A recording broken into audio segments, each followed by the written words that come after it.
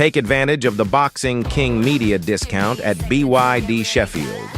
You can get this amazing car for £269 per month with a £269 deposit. Details in the description.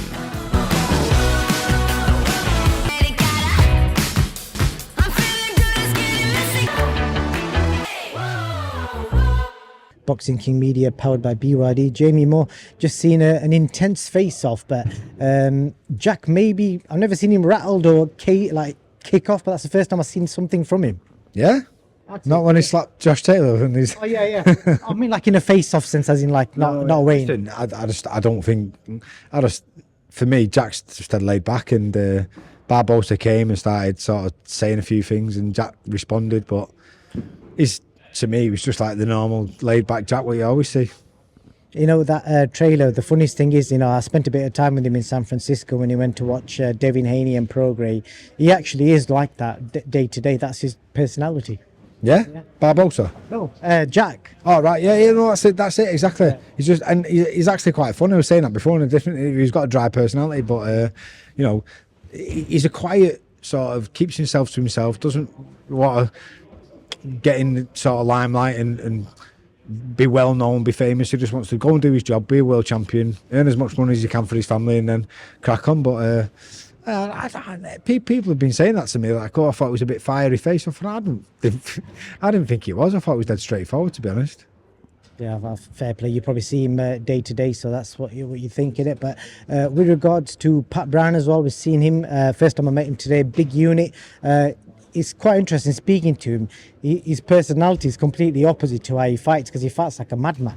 Yeah, calculated madman. He's exactly the same. He's a lovely kid, dead down to earth, big United fan, which is always a bonus, and sells tickets, thousands of tickets on his debut already. So the atmosphere is going to be electric, and he's been sparring back sparring now, and honestly, it's going to be an exciting ride. What's next for the Hamed boys? We're just waiting to find out now, to be honest. I think he's got a meeting on Saturday with Frank to see what's next. But everything's going nice and smooth, getting the experience along the way, what he needs, Adam. And he's in no rush. That's the thing. He's 24 years old, and is he 5-0 now? I think he's had fights. He's had that many fights recently. I think he's 5 or 6-0, and it's coming along great, really impressive, considering he's never boxed ever before these 6 pro fights, ever. Amateur, white collar, nothing. So he's picking all the experience up he can, and he's in the gym with all good fighters, surrounded by good fighters who he can sort of learn off as well. So he's in a good place. Sammy, we're just waiting on what's next for Sammy, but nothing. There's nothing in the pipeline yet. We've just got to wait and find out. And Johnny Fisher, Dave Allen, spoke to Dave Allen yesterday. He said, you're the man in charge, you're in charge of getting this deal over the line with Eddie, and I know about this 300 grand promise that he had all them years ago, that after he pulled out the Dubois fight, because Eddie told him, if you pull out of that, I've got another fight for you. But I think he ended up, from what he said in past interviews, getting 12 grand to fight Luis Ortiz. So he's banking on you, Jamie, to get him that 300 grand that he's been promised. Mate, apparently so. So I'm the what do you call this?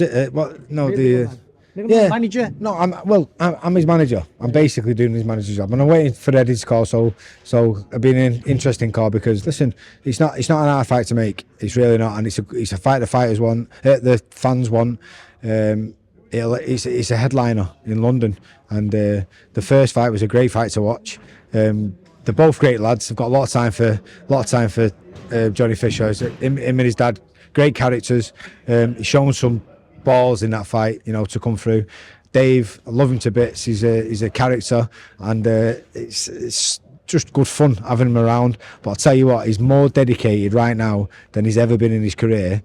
He's come back into the gym, and he's probably about as fit as he was 2 or 3 weeks out from the actual fight last time, and he's not even got a date yet. So that's unheard of from Dave Allen, and he's got the bit between his teeth. He's got the love back for boxing again, and maybe that's part of him being around all the lads in the gym. The gym, the atmosphere is bouncing at the minute in the gym. So and part of it is him being in there. So it's all good at the minute, and fingers crossed Eddie gives me a ring this week. Come on, Eddie, give me a ring. I'm waiting for you to call, man.